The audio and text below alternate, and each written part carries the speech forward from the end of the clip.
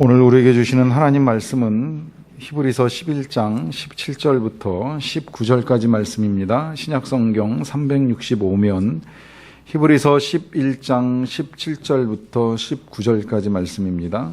이 계시의 말씀을 제가 받들어 읽어드릴 때 살아계신 주님의 음성을 들으실 수 있기를 바랍니다.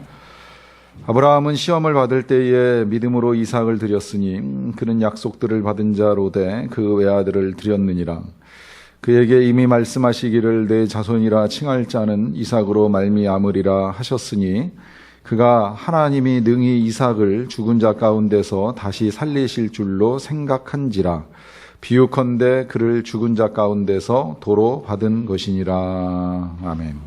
오늘은 말씀 나누기 전에요, 일단 여러분들 나누어드린 주보에 들어있는 요거부터 좀 작성하고 나누겠습니다. 이 자원봉사를 위한 설문조사라고 해마다 우리가 한 차례씩 이 시간을 통해서 봉사를 위한 설문도 조사하고 신청을 받는 일이 있는데, 지금 앞에 있는 볼펜 집어서 작성을 좀 해주시면 좋겠어요. 봉사하고 계셔도 써주시고, 또 고민되신다 생각하시면 일단 체크해서 넣어주시면 좋겠는데요.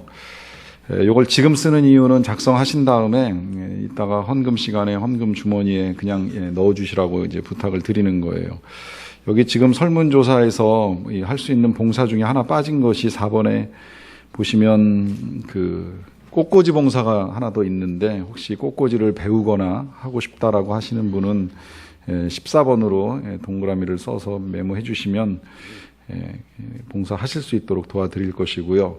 또 설문을 작성하셨다고 다 봉사하시는 것이 아니라 12월 할 수 있으면 12월 한 달 동안 연습 삼아 한번 해보시고 체질에 맞으면 하시고, 이건 내가 해보니까 도저히 못하겠다 싶은 거는 안 하셔도 상관이 없습니다. 일단은 우리가 좀 해보고 할 수 있는 것들을 찾아보는 작업을 하는 거니까 지금 쓸 수 있는 내용들을 다 기록을 하셔서 이따가 꼭 헌금 시간에 헌금 주머니에 넣어주시고, 혹시 잊어버리시면 나가실 때 교회 주보대에 있는 헌금함에다가 넣어주셔도 상관은 없습니다. 잠깐 작성하는 시간을 가지도록 하겠습니다.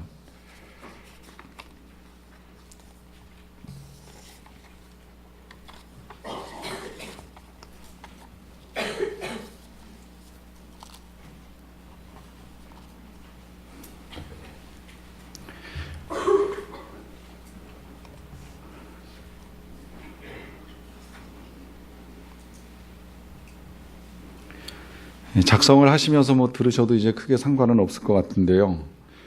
우리 예수님께서 제자들 훈련시키실 때 있었던 일, 성경에는 없는 사건이 하나 있습니다. 제자들 가르치다가 이제 하루는 소풍을 가자고 제자들에게 말씀하셨어요. 그래서 뭐 준비할까요? 제자들이 물어보니까 다들 큰 돌멩이 하나씩만 가져와라, 큰 걸로 가져와라 예수님이 말씀하셨습니다. 그래서 시키신 대로 제자들이 돌을 하나씩 갖고 왔는데, 베드로는 아주 큰 돌, 머리통만한 이제 큰 돌을 가지고 왔고요. 가룟 유다는 이제 정말 손가락 한 마디만한 작은 조약돌 하나 이제 주머니에 넣고 소풍을 갔습니다. 힘겹게 이제 산을 올라가서 이 목표한 지점에 도착했을 때 예수님이 돌 다 꺼내놓으라 그러시더니 돌 앞에 놓고서 예수님이 기도하셨어요. 그 기도가 식기도입니다. 이 돌이 변하여 떡이 되게 해주세요. 기도하고 감사히 잘 먹겠습니다. 기도하고서 눈을 딱 떴더니 진짜 이 돌이 변하여 떡이 된 거예요. 누가 제일 많이 먹었는지 아시죠? 누가 제일 조금 먹었는지 아시겠죠? 그래서 유다가 실수했구나 이제 이런 생각을 하고서 소풍을 마치고 내려왔는데, 몇 개월 있다가 또 소풍을 예수님이 가자 그러셨어요. 그랬더니 이번에는 뭘 준비할까요? 그러니까 이제 작은 돌멩이를 여러 개를 준비하라 이렇게 이제 명령을 내리셨습니다. 그래서 말씀하신 대로 베드로는 조그만 돌을 여러 개를 준비해가지고 이제 산에 올라갔고요. 이번에 가룟 유다는 또 속을까 싶어가지고 이제 큰 돌멩이 하나를 쥐고 그러고 산에 올라갔습니다. 올라갔는데 이번에 예수님이 돌 다 꺼내라 하더니 기도하시겠다고, 기도하자 하시더니 이렇게 기도하셨어요. 내 제자들이 이 돌을 저 나무에 있는 열매로 향하여 던질 때에 하나도 빗나가지 않고 다 맞아서 열매들이 땅에 잘 떨어지게 해주세요 라고 기도를 하셨습니다. 그 기도대로 제자들이 돌을 던져서 나무 열매를 따서 이제 쉽게 먹을 수 있었는데 큰 돌을 가지고 갔던 이제 유다는 먹을 수 없었다는 이야기입니다. 사실이 아니기 때문에 성경에 기록되지 않은 건 틀림이 없는데 이 이야기가 왜 우리에게 전해지는지에 대한 이유는 분명하리라고 생각을 합니다. 역시 순종해야 된다는 거죠. 주님 말씀하시면 말씀하시는 대로 순종해야 된다는 거예요. 좀 힘들고 어려울지라도 또 때로는 이성과 상식에 맞지 아니할지라도 그래도 해야 된다는 겁니다. 근데 문제는 이제 이게 참 어려워요. 이 순종하는 게 생각처럼 그렇게 쉽지 않습니다. 한 주간 동안 이렇게 말씀을 묵상하면서 보면 로마서 후반부에 주님이 사랑하라, 비판하지 말라, 사랑은 율법의 완성이다, 사랑을 통하여 모든 말씀이 다 이루어진다, 이런 말씀 쭉 읽어 나가는데 그렇게 아침에 말씀을 묵상하고 하루를 살더라도 또 살다 보면 어느새 남의 이야기, 정치 이야기 하면서 사랑하지 못하고 또 비판에 빠지는 일들을 경험을 하게 됩니다. 어제 아침에는 말씀을 묵상하는데 이 모든 일을 화평과 덕을 세우기 위해 하라 하는 말씀을 주님이 주셨어요. 그래서 어떻게 해야 덕을 세우나, 덕을 세운다는 게 도대체 뭔가 이제 이런 고민에 빠지면서 좀 더 책을 보다 보니까 덕에 대해서 이렇게 정리를 해 놓으셨더라고요.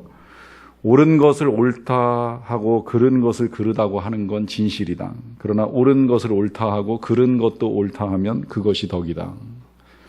또 이렇게도 정리합니다. 옳은 것을 옳다 하고 틀린 것을 틀리다 하면 똑똑한 사람이지만 옳은 것을 옳다 하고 틀린 것도 옳다 하면 덕을 세우는 사람이다.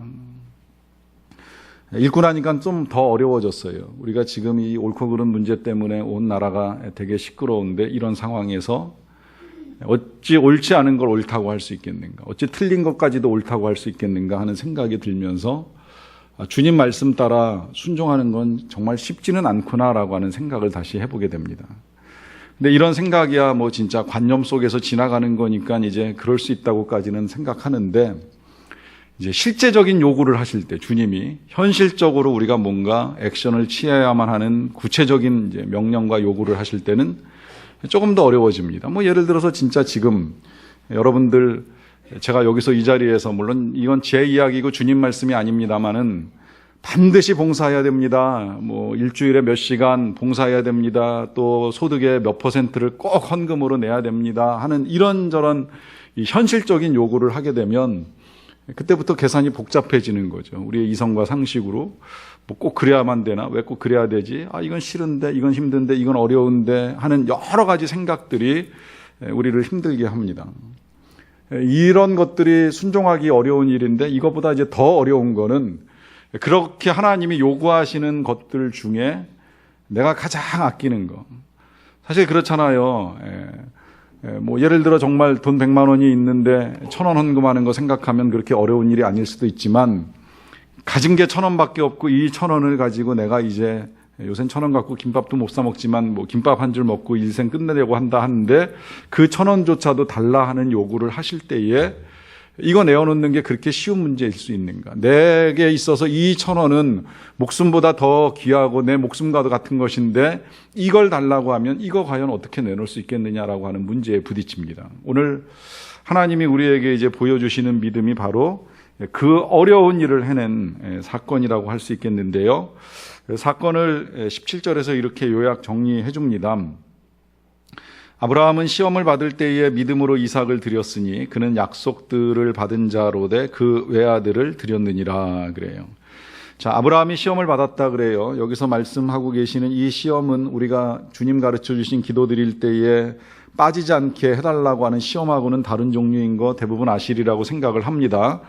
우리가 주기도문 드릴 때에 드리는 시험은 유혹이에요. 세상 유혹, 악의 유혹, 어둠의 유혹, 사단의 유혹에 빠지지 않게 해달라고 하는 기도하는 것이고 때때로 하나님이 우리를 시험하시는 일은 있습니다. 이 표현은 창세기에 그대로 기록되어 있는 표현이고요. 예수님이 제자들을 데리고 다니시면서 말씀하시는 중에 한 번씩 제자들을 시험하시는 일이 있었어요. 뭐 성경에 없는 이야기로는 아까 같이 돌멩이 가져와 봐라, 큰 거 가져와 봐라, 작은 거 가져와 봐라 시험하시는 거예요. 순종하나 안 하나 시험하시는 겁니다. 뭐 성경 밖에서 그런 이야기가 있다면 이제 성경 안에서는 제자들 데리고 배 타고 건너가자 하시고 나서 배 탄 다음에 풍랑이 일어나는 상황을 그냥 내버려 두셔요. 이 제자들의 반응을 보시는 겁니다. 예수님을 모시고 가는 제자들이 예수님을 얼마나 신뢰하는가, 예수님과 함께 있을 때에 이 풍랑이 정말 아무것도 아니라고 하는 믿음을 가지고 있느냐 없느냐 테스트를 하는 일이 어쩌다 한 번씩 이렇게 이제 있습니다. 그 시험 가운데 한 가지가 이제 지난 1월 초에 나누었던 말씀. 너희는 나를 누구라 하느냐? 사람들은 나를 누구라 하느냐? 너희는 나를 누구나 하느냐라고 하면서 테스트를 하시는 거예요. 이제 그 테스트에 제자들이 고백하잖아요. 주는 그리스도요 살아계신 하나님의 아들입니다라고 하면서 한 번씩 시험을 하시는 일이 있습니다. 근데 이 시험에 통과하는 제자가 있고 통과하지 못하는 제자가 있어요. 통과할 때도 있고 못할 때도 있습니다. 한 가지 분명한 건 합격을 할 수도 있지만 불합격할 수도 있는데 불합격을 하든 합격을 하든 주님이 우리를 내치시지는 않는다는 것입니다. 우리를 포기하시지는 않습니다. 우리가 시험에 빠져 넘어지는 일, 심지어 정말 하나님의 시험이 아니고 사단의 시험에 빠져가지고 유혹에 걸려 넘어지는 일을 겪게 된다고 할지라도 너는 내 제자가 될 자격이 없다. 너는 내가 데리고 갈 이유가 없다라고 하면서 절대 우리를 포기하지 않습니다. 그 시험에 10번, 100번 아니라 400번 이상 떨어진다고 할지라도 주님이 절대 먼저 우리를 포기하시고 넌 안 되겠다고 말씀하시지 않으십니다. 그러하기 때문에 이와 같은 시험이 우리에게 있을 수 있다는 사실을 우리가 인정하면서 이 시험을 당할 때에 이 아브라함이 어떤 태도를 취했는가 하는 걸 우리가 볼 필요가 있는데요. 그 시험을 받을 때에 17절에서는 이 아브라함이 믿음으로 이삭을 드렸으니 그는 약속들을 받은 자로 돼 그 외아들을 드렸다 말씀을 합니다. 믿음으로 이삭을 드렸다 그래요. 그리고 약속들을 받은 자인데 외아들을 드렸다 그래요. 이 약속들을 받았다는 걸 좀 볼 필요가 있어요. 약속들이라고 하면 복수입니다. 복수라는 건 이 아브라함이 받은 약속은 한 가지가 아니에요. 적어도 두 가지입니다. 하나는 아들을 주시겠다라고 하는 약속이고 또 하나는 땅을 주시겠다라고 하는 약속. 이 땅은 대대 자손 내 후손에게 주겠다라고 하는 약속입니다. 이 두 가지의 약속들을 아브라함이 받은 거예요. 그런데 문제는 그 약속의 계승자인 이삭이 사라지고 나면 모든 약속이 다 무효가 됩니다. 이삭이 없으면 후손이 없는데 땅을 주시면 뭐 하겠어요? 사는 날 동안에야 그 땅에 살지 모르겠지만 아브라함 세상 떠나고 후손 없으면 아무리 좋은 땅을 주셔도 아무 의미가 없는 땅을 주시는 것이기 때문에 이 약속의 이 아들인 이삭만 사라져버리면 모든 약속들이 다 의미가 없는 거예요. 그렇게 보면 지금 이삭을 바치라고 말씀하시는 이 말씀은 하나님께서도 약속을 어기시는 일이 되고 또 한편은 아브라함 입장에서도 하나님의 약속에 대한 자신의 믿음을 깨뜨리는 일이 됩니다. 그럼에도 불구하고 우리가 잘 아는 대로 여기 지금 성경에 기록한 대로 이 아브라함은 그 외아들을 하나님께 드리는 일을 하게 됩니다. 어떻게 이 일이 가능할까? 어떻게 이 일을 할 수 있는가? 우리가 정말 내어놓는다라고 하는 것이 굉장히 어려운데, 소중한 것을 내어놓는 것이 절대 쉽지 않은데 어떻게 그 외아들 이삭, 약속의 아들 이삭, 그 약속의 아들을 통하여 후손도 얻고 땅도 얻어야 되는데 그 아들을 그렇게 내어놓을 수 있겠느냐라고 하는 질문이 생기게 됩니다. 이 질문에 몇 주 전에 목사님들 만나서 얘기 나누는 중에 제가 그런 이야기를 들었어요. 우리 목사님들 중에 이제 근간에 이렇게 뭐 손자도 생기고 손녀도 생긴 이제 목사님들이 몇 분 계시는데 그 중에 한 분이 그런 말씀 하시더라고요. 야, 애기 손자가 태어나니까 진짜 이쁘다는 거예요. 옛날에 권사님들 만나면 진짜 이 손자 자랑, 손녀 자랑 하시는 권사님들 되게 많으셨는데요. 권사님들이 자랑하면 이제 꼭 한 분이 그런 말씀 하시잖아요. 돈 내놓고 해. 자랑하고 싶으면 돈 내놓고 해. 이제 그래요. 그러면 진짜 권사님 중에는 그런 분 계시거든요. 그럼 나 돈 내놓게 진짜 끝까지 들어. 이제 이러면서 돈 꺼내시는 분도 제가 봤는데요. 이 목사님이 그런 말씀을 하시는 거예요. 야, 진짜 돈 내놓고 자랑하고 싶다. 하라고만 하면 돈 내놓고 이야기하고 싶을 만큼 이 손자, 손녀 자랑하고 싶다 하는 말씀을 하시더라고요. 여기 아마 저를 비롯해서 많은 분들이 공감 못할 거예요. 왜냐하면 우린 그래 본 경험은 없잖아요. 아주 몇몇 분들 빼놓고 나서는 대개는 우리가 손자, 손녀를 본 적이 없기 때문에 이제 그 말씀에 공감은 못 하는데, 저는 공감 못 했지만 그 자리에 옆에 계셨던 목사님 한 분이 똑같은 입장에서 이제 공감하시면서 거기서 그 말씀을 하시더라고요. 아브라함이 이삭이니까 바쳤지, 만약에 손자였던 야곱이나 에서를 바치라고 했으면 진짜 못했을 것 같아. 이렇게 말씀하시더라고요. 제가 그 말씀을 듣다가 그런 생각이 들었어요. 그럼 혹시 이삭은 중2나 사춘기가 아니었을까? 가만 생각해 보니까 이 이삭이 마지막에 산에 올라갈 때 나무를 등에 지고 올라갈 수 있을 만큼의 나이가 됐으면 어쩌면 중2쯤 됐을 수도 있겠구나 하는 생각이 들면서, 그러면 뭐 그렇게 어려운 일도 아닐 수도 있지 않나 하는, 물론 부모로서 그런 마음을 먹을 수는 없겠지만, 내가 마음을 먹기 전에 하나님이 바치라 하시니까 뭐 이게 하나님이 시키신 일이니 순종해야지 이러면서 이 기회에 뭔가 이렇게 기대하는 게 있지 않았을까라고 하는 생각을 잠시 해보고 나누는 일은 있었어요. 그런데 아무리 정말 이삭이 뭐 중2고 사춘기고 속을 썩이고 힘들게 한다, 물론 그랬을 리도 없겠지만, 그렇다고 하더라도 자식을 바치는 부모 쉽지 않은 일이지요. 어떻게 내어놓겠습니까? 그런 질문에 대한 답이 이제 오늘 본문 19절에서 이렇게 우리에게 제시가 됩니다. 그가 하나님이 능히 이삭을 죽은 자 가운데서 다시 살리실 줄로 생각한지라 비유컨대 그를 죽은 자 가운데서 도로 받은 것이니라. 그래요. 바로 이 믿음입니다. 아브라함이 갖고 있었던 믿음, 그가 그의 아들을 하나님께 내어 드릴 수 있었던 믿음은 하나님께서 이 아들을 다시 살리실 것으로 믿은 거예요. 근데 이 부분이 조금 이제 그런 의문을 조금 더 가질 수는 있어요. 아무리 그래도 그렇지, 만약에 진짜 아브라함이 계획한 대로 아들을 제단 위에 올려놓고 칼을 들어가지고 쳐서 이 아들이 죽임을 당한 다음에 불태워 드렸는데 하나님이 살리신다, 이게 어떻게 가능한 일이겠느냐라고 하는 질문이 여전히 남아있을 수 있습니다. 그런데 그 질문에 우리는 불가능하다고 생각할지 모르겠지만 아브라함은 가능하다고 생각할 수 있습니다. 그 이유는 뭐냐면 아브라함은 이미 죽음에서 생명을 맛본 사람이에요. 그건 그가 이 이삭을 낳는 과정을 통해서 경험한 겁니다. 이삭을 낳을 때에 아브라함이나 그 사라의 육적 건강 상태를 우리가 알잖아요. 더 이상 생명을 가질 수도 없고 낳을 수도 없는 그런 상태에 있었던 사람들이에요. 그런데 하나님이 하시겠다 하니까 처음엔 이 사람들도 비웃었죠. 그런데 실제로 하나님이 하셔서 그 죽은 것 같은 몸에서 생명을 잉태하게 하시고 출산하게 하시고 양육하게 하시는 이 일련의 과정들을 경험하면서 내 생각, 내 상식으로는 안 되는 일이지만 하나님이 하시면 되겠구나라고 하는 분명한 믿음을 가진 겁니다. 이제 그러니까 내 상식으로는 이 아이가 죽으면 살아날 수 없겠지만 하나님이 하시면 되겠지라고 하는 믿음을 가지고 하나님께 이 아이를 데리고 나가는 일을 하는 겁니다. 우리 모두에게 필요한 믿음이 바로 이 믿음이기 때문에 오늘 이 히브리서 기자가 믿음에 관한 이야기를 쭉 하면서 이제 이 사건을 가지고 다루어 주는 거예요. 여러분, 믿음은 우리의 상식으로, 우리의 생각만으로 제한해서는 절대 안 된다는 것입니다.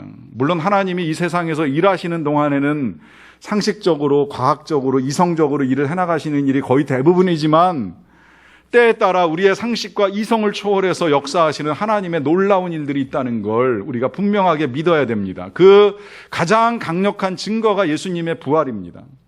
우리 예수님이 돌아가시기 전에도 수없이 말씀하셨잖아요. 내가 살아나리라. 내가 죽지만 살아나리라. 제자들 상식으로는 이해할 수가 없었어요. 그게 어떻게 가능합니까? 그런데 하나님이 하시니까 되는 거예요. 하나님이시니까 되는 거예요. 그 하나님이 그렇게 하실 수 있다는 사실을 믿는 것이 믿음입니다. 그 믿음으로 살아갈 것을 오늘 히브리서 기자를 통해 하나님이 우리에게 부탁을 하십니다. 이 세상 눈에 보이는 것이 다가 아니라 우리의 생각하는 것에서만 이루어지는 것이 아니라 우리의 생각을 뛰어넘는 하나님의 놀라운 일들이 우리 안에서 이루어질 수 있다는 것을 분명히 믿고 나아갈 것을 당부하십니다. 그럼에도 불구하고 이 사건에는 여러 가지 이제 의문들이 제기가 됩니다. 그 중에 한 가지가 하나님의 이 무리한 요구입니다. 좀 지나치신 거 아닌가. 생각해보면 이 아브라함이 하나님께 아들을 달라고 매달렸던 것도 아니고 하나님이 먼저 주시겠다고 약속을 하셨어요.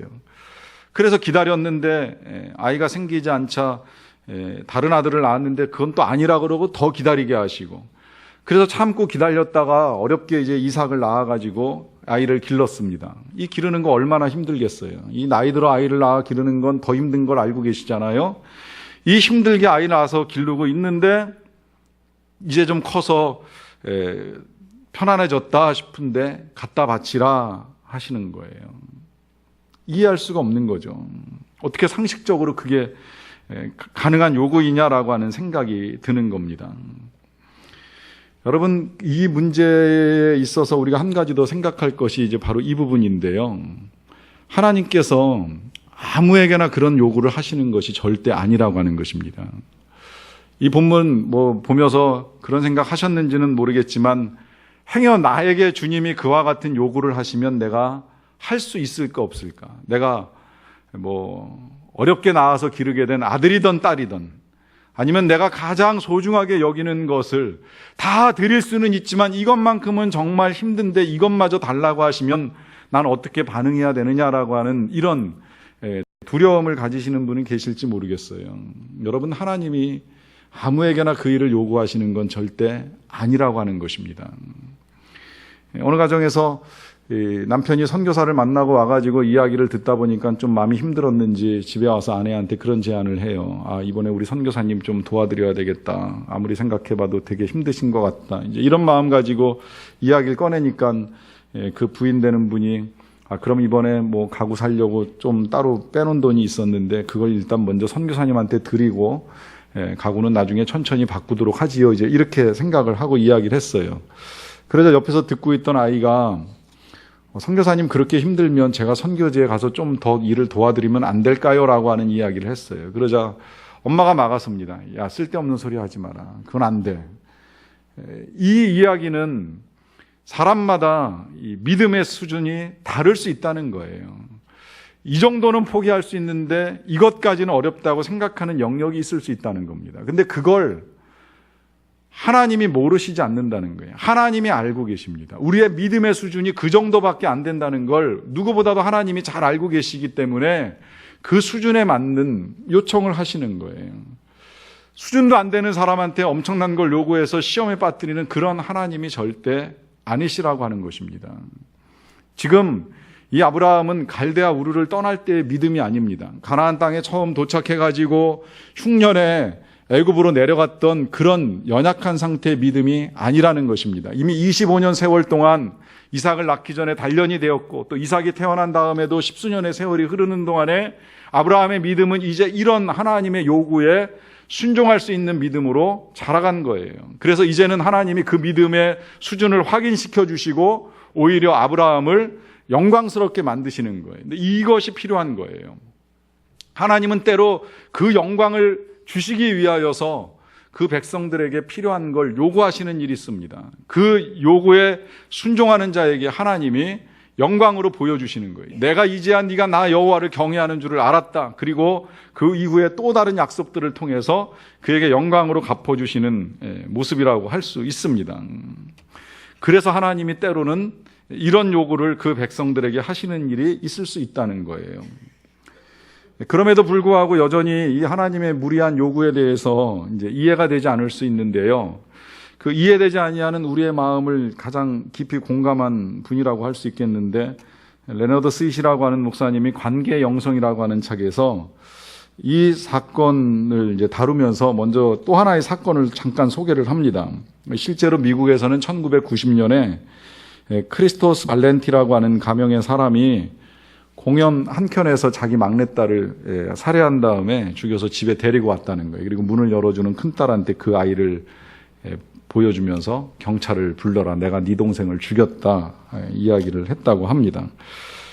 이 경찰을 불러라, 내가 얘를 하나님께 바쳤다고 이제 말을 했어요. 그리고 체포가 된 다음에 경찰 조사에서 자백하기를 그는 하나님께서 그 아이가 필요하다고 말씀하셨습니다. 별 가운데 두시려고 말입니다. 라고 진술을 했다고 해요. 당연히 그는 살인범으로 기소가 됐고요. 여기서 이제 스인 목사님이 질문을 하는 거예요. 어째서 이 크리스토스 발렌틴은 살인범이고 아브라함은 믿음의 영웅이 되는가? 이 질문과 더불어서 이제 이 사건을 놓고서 한 20여 가지의 질문을 이 스인 목사님이 쏟아내시는데, 그 중에 몇 가지 질문 보면 이제 이런 질문들 있습니다. 소돔의 아들, 딸들을 죽이시려는 하나님의 의도를 들었을 때에 그분께 따졌던 아브라함이 왜 무죄한 자기 아들을 죽이는 일에 대해서는 그러하시지 아니하였나? 시험 결과가 드러난 후에 하나님은 왜 더 이상 아브라함에게 말씀하지 않으셨나? 만약에 저지당하지 않았다면 아버지가 자기 목을 베었으리라는 사실을 이삭은 어떻게 소화할 수 있었는가? 집으로 돌아가는 사흘길에 아브라함과 이삭은 무슨 이야기를 나누었을까? 이 사건 이후에 아브라함은 사랑하는 사람들과 헤어져 사는데, 이 아브라함은 브엘세바에, 사라는 헤브론에, 이스마엘과 하갈은 애굽에, 그리고 이삭도 하나님도 멀리 떠나 물러가신 것처럼 보이는데, 이것이 아브라함에게 과연 좋은 일이 될 수가 있겠는가 하는 질문을 합니다.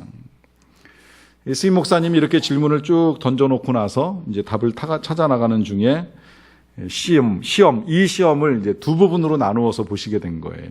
제 1부는 순종 시험이고, 객관식 시험이라고 본 겁니다. 너는 무슨 일이 있어도 나에게 순종하겠느냐? 너가 나를 경외하느냐라고 하는 이 질문, 이제 OX로 답하라는 거예요. 예스냐, 노냐?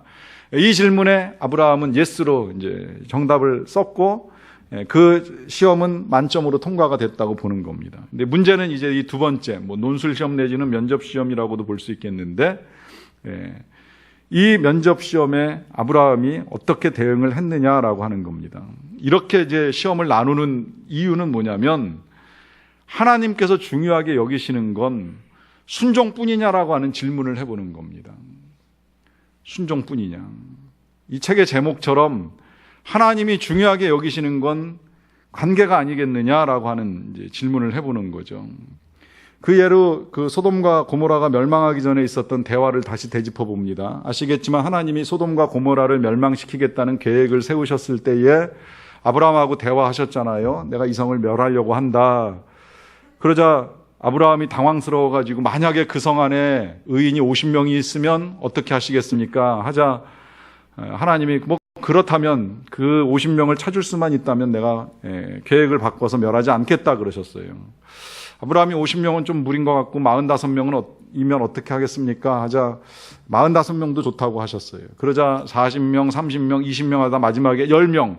이 소돔성의 의인이 10명이 있으면 하나님 어떻게 하시겠습니까? 라고 질문하자 그 10명을 찾는다면 그 10명을 인하여서라도 이 성을 멸하지 아니하시겠다라고 하나님께서 답을 하셨습니다. 그래서 이 사건에 대해서 종교 역사상 인간이 하나님께 의를 행하시도록 도전한 첫 번째 사례라 이렇게까지 해석을 합니다. 하나님 의인이 있는데 도시를 멸망시키는 건 틀리지 않습니까? 라고 하면서 하나님을 도전하는 일을 한 것이에요. 근데 그 도전에 하나님이 거절하지 않으셨다는 거예요. 대화하셨다는 거예요. 그리고 그 대화 속에 하나님은 몇 번씩 하나님 자신의 계획을 바꾸시면서 아브라함의 뜻을 존중하시는 것을 볼 수 있습니다. 이유가 뭘까요? 바로 그 이유가 하나님이 원하시는 것은 순종과 더불어서 관계라고 하는 거예요. 관계. 하나님과의 관계. 이 관계가 중요하기 때문에 하나님이 아브라함에게 설득당하는 일을 하고 계시는 거예요. 이 관계가 하나님께 있어서 얼마나 중요하신지에 대한 증거는 바로 우리 예수님입니다. 우리는 하나님과 관계를 맺고 살아갈 수 없는 인생들이에요. 하나님과 도저히 가까워질 수 없는 관계입니다. 이유는 죄 때문입니다. 그런데 그 멀어진 관계로 살아가는 걸 하나님이 원치 않기 때문에 이 관계를 회복시켜주기 위해서 화목제물로, 관계의 제물로 예수님이 오셔서 우리의 죄는 다 걷어가신 거예요. 그래서 하나님이 우리의 죄를 용서하시고 우리를 자녀 삼아 주셨잖아요. 부모와 자녀의 관계로 만나서 이제는 얼마든지 하나님께 요구할 수도 있고 말할 수도 있고 대화할 수 있고 관계 맺을 수 있는 그런 자격을 하나님이 주신 거예요. 아들을 죽이고 실제로 아브라함은 죽이지 아니하였지만 하나님은 실제로 아들을 십자가에서 죽이시는 사건을 통해서 우리와 관계를 맺기 원하셨고 그 관계 속에 들어오기를 원하신 겁니다. 그런데 지금 우리의 믿음은 하나님과의 관계보다는 신념에 빠져 있는 거예요. 예수 믿으면 천당 가지, 예수 믿으면 구원받지, 예수 믿으면 자녀 되지, 예수 믿으면 응답받지. 여러분, 물론 그 믿음들이 다 필요한 믿음이기는 합니다만은 하나님이 진짜 우리에게 원하시는 건 관계입니다. 하나님과의 친밀한 관계입니다. 깊은 관계 속에 들어가는 겁니다. 그리고 그 관계 속에 들어가려면 어떻게 해야 하느냐라고 했을 때 하나님께 여쭈어야 됩니다. 이 시험을 스인 목사님이 반은 맞았지만 반은 틀렸다. 아브라함이 반은 합격했지만 반은 아닌 것 같다라고 해석하는 이유에는 아브라함이 질문하지 못했어요. 왜 아들을 바쳐야 됩니까?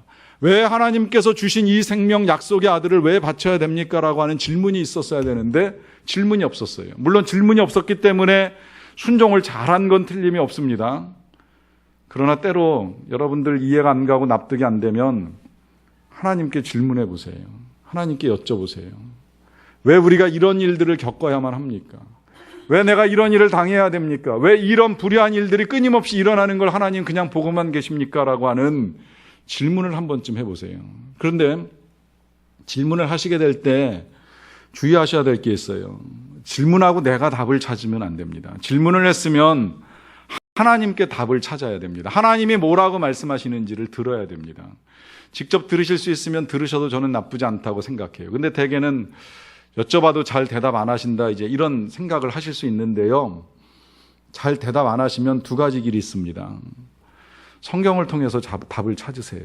말씀 속에서 답을 찾으세요. 그 말씀도 그냥 또 이렇게 여쭤보고 성경 확 펴서 이렇게 보는 거 하시면 안 되는 거 아시죠? 이제 그러면 꼭 엉뚱한 거 나와요. 꾸준히 보시는 훈련을 하셔야 돼요.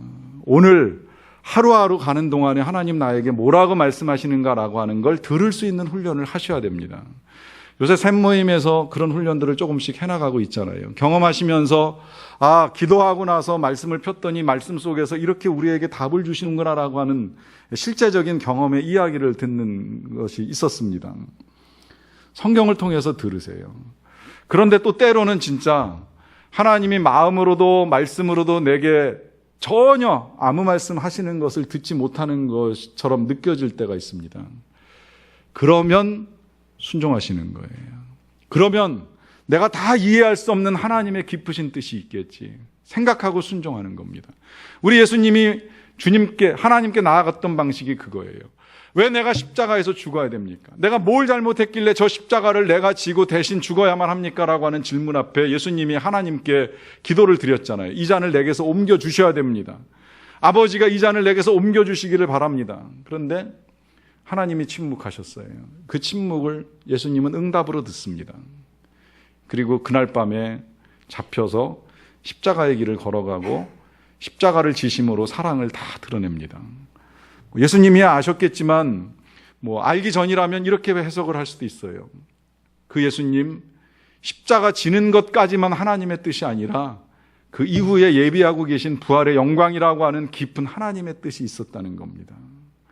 하나님이 다시 살리시는 부활의 영광이 그 뒤에 준비되어 있었습니다.